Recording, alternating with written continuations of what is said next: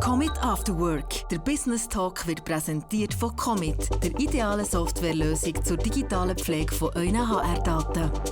Und von Reif AG aus eurer Region. Wir machen Qualität sichtbar.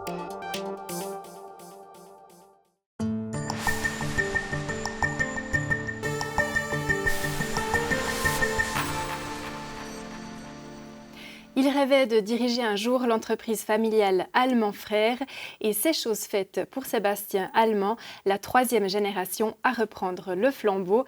J'ai le plaisir de l'accueillir. Bienvenue. Merci. Alors, c'est officiel depuis 3 jours sur LinkedIn, sur le site web de l'entreprise. Vous succédez à votre papa, Eric Allemand. C'est un rêve d'enfance qui se réalise? Oui, exactement. Depuis tout petit, en fait, j'en parlais toujours quand on me demandait qu'est-ce que je souhaitais faire en étant plus grand. J'ai toujours dit que je voulais reprendre Allemand Frères. On m'a toujours expliqué que ce n'était pas un métier, mais au final, j'y suis arrivé. Et puis on va voir, vous êtes passé à travers plusieurs étapes avant d'arriver là. Allemand Frères, c'est une entreprise qui revend du mobilier de bureau et industriel. Elle fabrique aussi ses propres établis pour les horlogers et les bijoutiers notamment. Qu'est-ce qui vous plaît dans ce secteur? Je pense avant tout, moi ce qui me plaît dans le travail, c'est le contact avec les gens. J'adore aller dans les entreprises, discuter, voir quels sont les besoins des clients et puis au final de retrouver des solutions qui les aident à améliorer leur productivité, à se sentir bien au travail. Et au final, on passe tellement de temps à sa place de travail qu'une place bien aménagée, c'est vraiment important. J'ai lu sur votre site, un bureau c'est plus qu'un meuble, c'est l'endroit où vos idées prennent vie. Alors, c'est juste une phrase marketing ou vous y croyez vraiment? Non, alors j'y crois vraiment et on voit que les mentalités changent. On va de plus en plus vers des places de travail où le bien-être a une très grande importance, où au final on crée des zones dédiées à la créativité. C'est fini de proposer des places de travail où on empile les gens, on est très proche, où on les chronomètre, où dès qu'ils sont au final inactifs à la pause, on timbre. Toutes ces choses-là, en fait, disparaissent petit à petit pour finalement proposer des places qui favorisent la créativité, le bien-être et derrière, en fait, la productivité suit.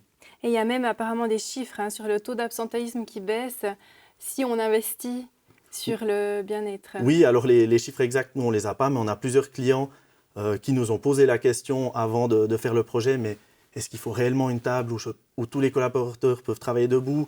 Peut-être qu'il n'y a que 50% des personnes qui vont l'utiliser.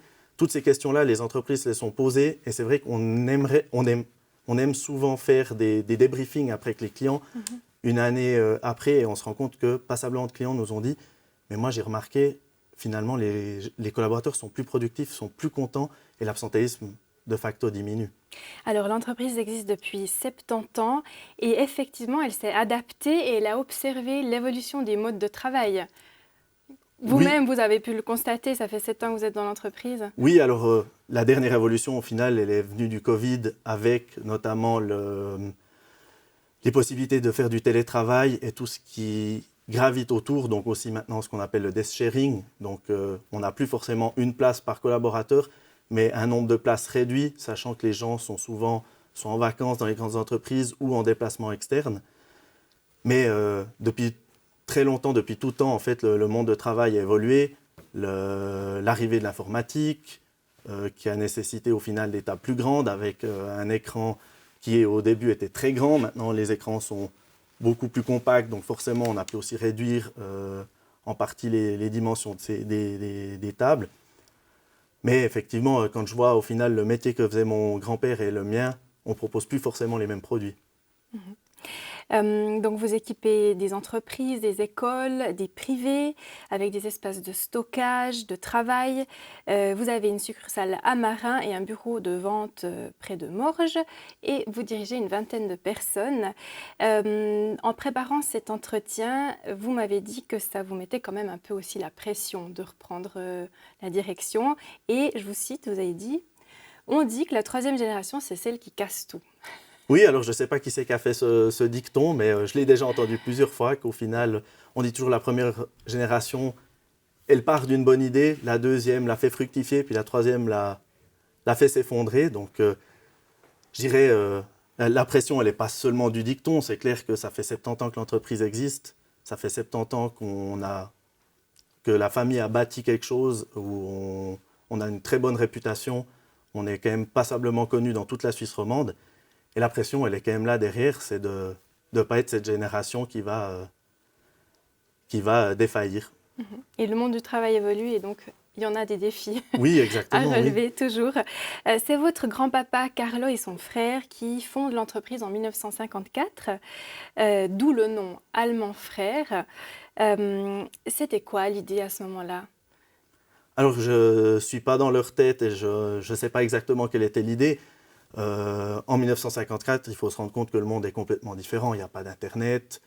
On utilise principalement des canaux très courts pour s'approvisionner. Ce n'est pas possible d'aller même, je dirais, presque en Suisse allemande, de faire 100 km pour les entreprises pour trouver des solutions dédiées à leurs besoins. L'horlogerie est active depuis très longtemps dans la région avec des besoins très spécifiques et j'imagine que mon grand-père et son frère ont vu là une opportunité de répondre à ce besoin en créant Allemand Frères et de proposer des solutions en fait pour ces horlogers. Et c'est justement la première entreprise dans la région en tout cas qui va produire industriellement des établis. Donc ça reste votre produit phare. Là aussi, on peut continuer à évoluer, à innover. Oui, bien sûr.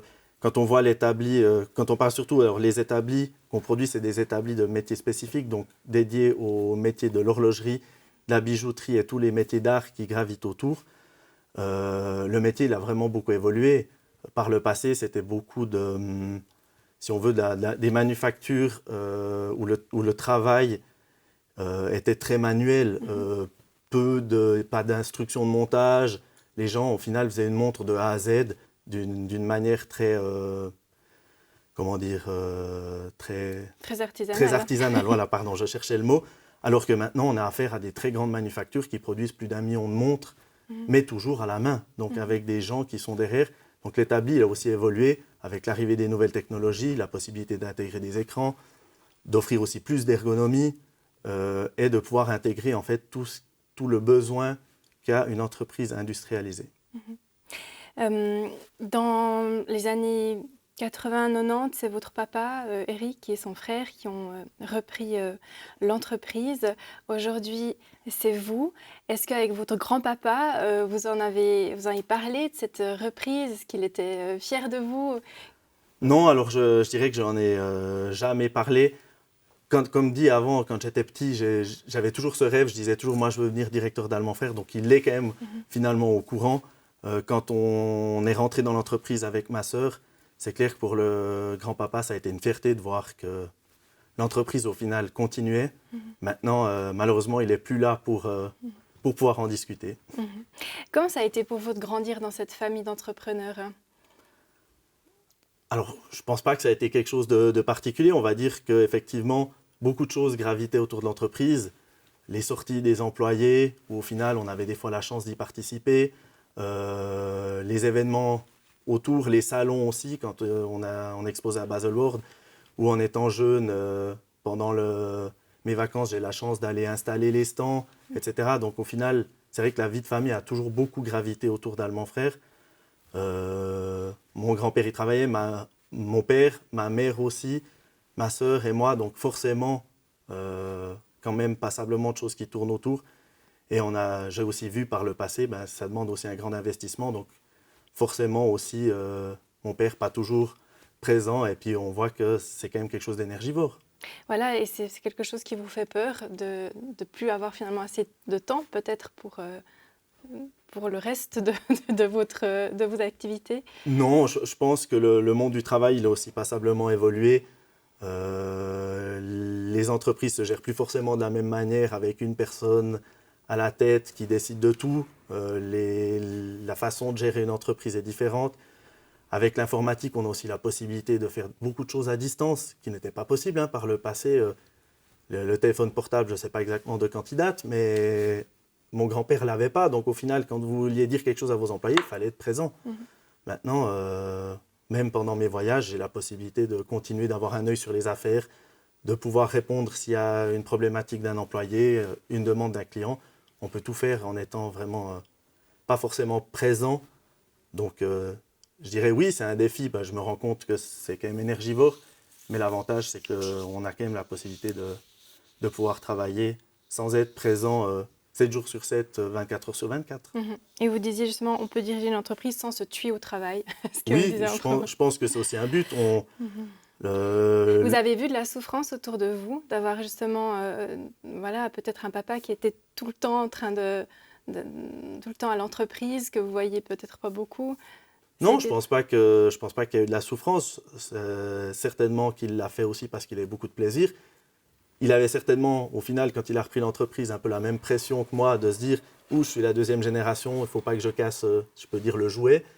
Mais je pense qu'il a eu beaucoup de plaisir à le faire et puis ça a aussi amené finalement plein de plaisir dans la famille. On a eu la chance d'avoir cette entreprise, de pouvoir être une famille au final où on se voyait presque tous les jours, toute la famille, avec à des repas, au ski, etc. Donc ça a aussi pas mal soudé la famille. Vous rêviez enfant de reprendre l'entreprise justement avec votre sœur et vos cousins d'ailleurs. Ça ne s'est pas fait. Vous êtes maintenant seul. Votre sœur, vous avez rejoint à un moment donné, mais elle s'est réorientée. Pareil à l'époque pour votre papa qui travaillait avec son frère, à un moment donné, s'est réorienté. Travailler en famille, ça peut être aussi compliqué. Ça ne laisse pas indemne forcément quand il y a comme ça des séparations. Non, forcément. Et c'est clair qu'en famille, des fois, il est difficile de se dire les choses parce qu'on a toujours cette relation familiale. On a peur peut-être de froisser l'autre personne, d'être un peu franc, de dire quels sont les ressentis. Puis forcément, je pense que ça crée des fois un peu des incompréhensions. Et c'est finalement ça. Pour moi, le plus grand défi de travailler en famille, c'est d'arriver à la fois à garder ce lien familial qui est très important, mais aussi ce lien de travail et de pouvoir se dire les choses. Et non, malheureusement... Les aléas de la vie ont fait qu'effectivement, on n'est plus 4, mais je suis tout seul. Chacun a décidé de réorienter sa carrière et puis je pense que tout le monde est satisfait maintenant où il est. Mais il y a quand même encore votre papa qui est là en soutien à l'entreprise et votre maman aussi. Oui, bien sûr. Alors mon père, dans la transition, dans la reprise de l'entreprise l'année passée, c'était clair que dans les plans, il allait rester et qu'il va rester encore un certain temps. D'un côté, on est une petite entreprise, donc chaque personne qui part est difficile à remplacer. Et d'un autre côté, il a tout l'historique qui est très important. Et c'est quelqu'un sur qui je peux m'appuyer quand il y a des interrogations et des situations que je n'ai pas encore vécues, qui lui, forcément, les a déjà affrontées par le passé. Vous êtes une des rares entreprises à faire du 100% Swiss made. Donc pas une seule pièce est produite à l'étranger. Mais là, ça commence à devenir compliqué. Alors, du 100% Swiss made sur nos établis, c'est clair que les marques que l'on vend ne sont pas forcément de Suisse, mais la marque que l'on produit, donc Finework, est produit 100% Swiss made. Effectivement, pour nous, c'est très important. On offre des produits d'horlogerie. Le berceau de l'horlogerie, c'est la Suisse. Le savoir-faire, il est en Suisse. Donc pour nous, c'est très important parce que c'est là qu'on est capable de faire les meilleures qualités et de avoir la meilleure compréhension du besoin. Mais on a vu qu'avec l'Internet, avec l'arrivée de nouveaux concurrents qui fabriquent par exemple en Europe ou même en Europe de l'Est ou voire plus loin, la pression sur les prix est de plus en plus grande et le message à faire comprendre aux clients, il est de plus en plus difficile à faire passer entre la qualité et le prix. Vous avez fait des études en microtechnique à l'EPFL. Est-ce que ça vous sert dans l'exercice de votre métier aujourd'hui ? Alors oui, forcément, les équations très complexes qu'on a appris à l'EPFL, je ne vais plus jamais m'en servir. Mais au final, on a beaucoup à faire à des gens qui sont dans des métiers techniques, qui ont des besoins, qui viennent avec des plans. Et là, au final, de comprendre quel est leur besoin, c'est très important.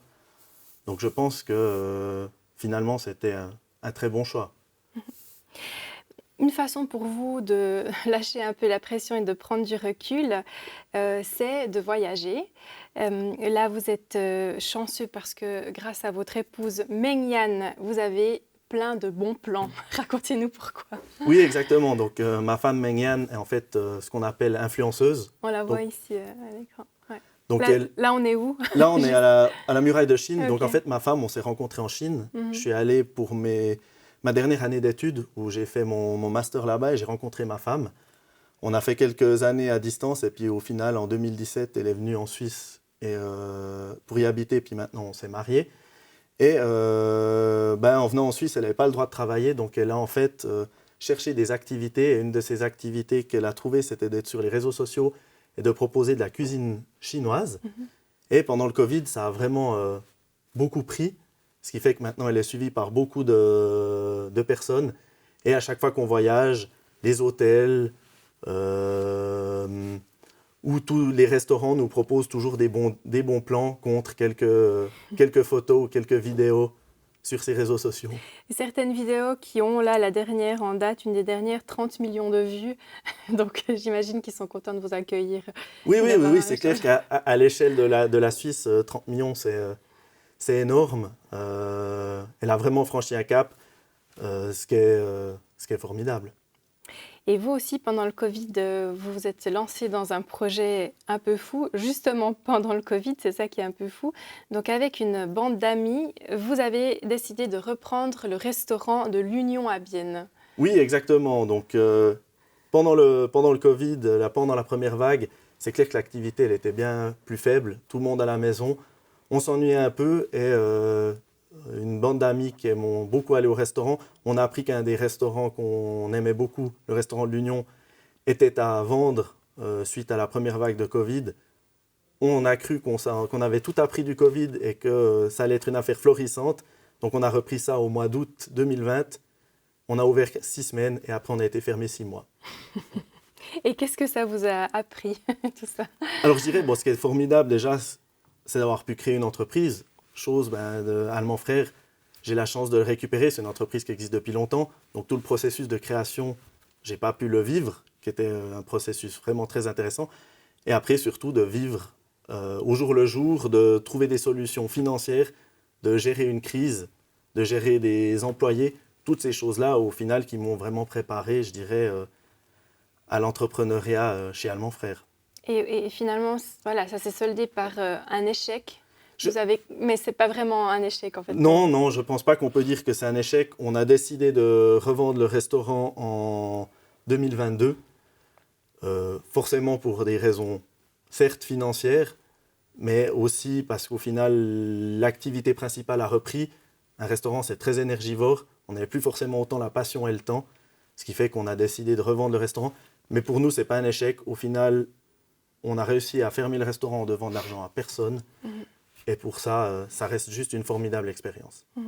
Et il y avait ces problèmes du coup au restaurant à ce moment-là à affronter. Et en même temps aussi chez Allemand Frères, vous travailliez déjà. Le Covid, on peut imaginer avec le home office, fournir des meubles aux entreprises à ce moment-là, tout a été complètement chamboulé pour vous aussi. Oui, alors forcément, la première vague que personne n'a vu venir, tout d'un coup, toutes les entreprises étaient fermées. On s'est retrouvé avec un dépôt plein de meubles. Tous nos commandes, nos clients, mais plus personne voulait qu'on les livre. Donc ça a été le premier défi. Et après, forcément, avec la mise en place du télétravail, du home office, toutes ces choses-là, où il a fallu réinventer nos produits, notre façon de vendre, plus de possibilités. Voilà, comme j'ai dit au début, ce qui me plaît beaucoup dans le métier, c'est aussi de pouvoir aller voir mes clients, de pouvoir échanger. Tout ce volet a été absent pendant près d'une année à cause du Covid, où on ne faisait plus que des mails, éventuellement des FaceTime. Et là, heureusement que l'entreprise a 70 années derrière elle, ou à ce moment-là un peu moins, pour rester solide aussi malgré ces variations dans l'économie.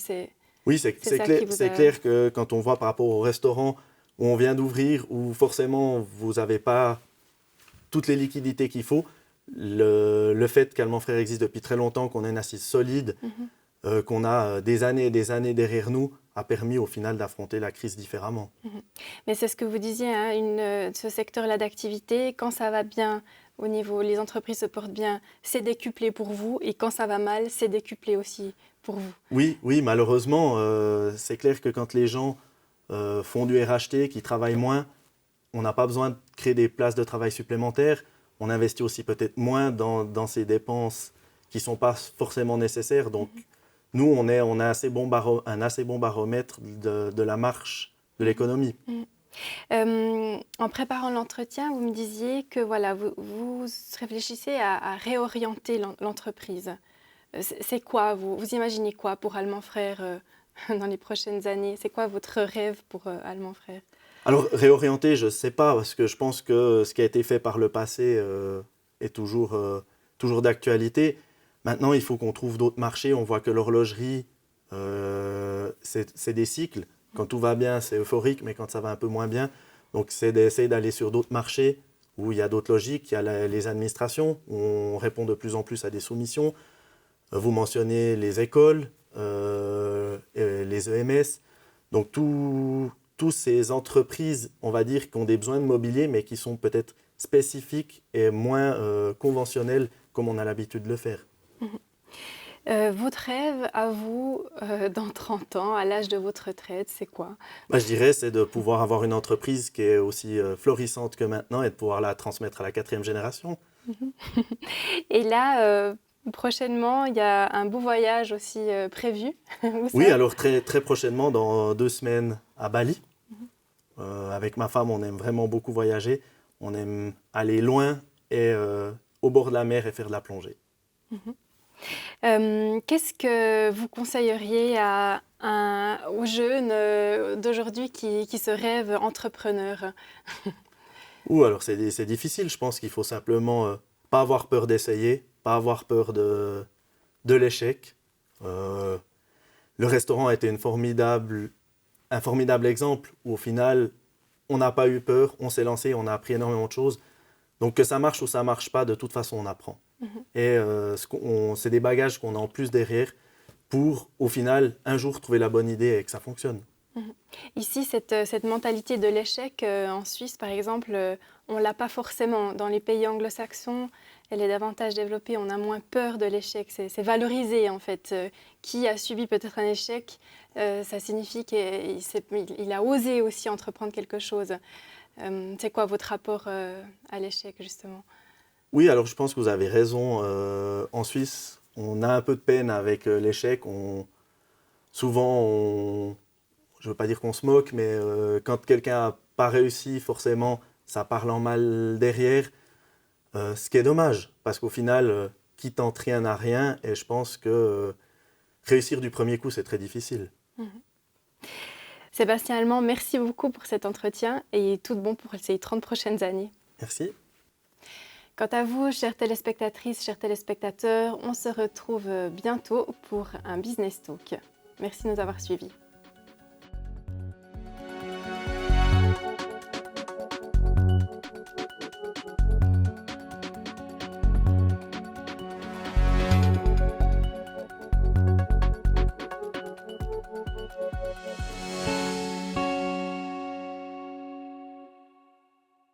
Commit After Work. Der Business Talk ist euch präsentiert worden von Commit. HR einfacher, digitaler, schneller und das zu einem unschlagbaren Preis.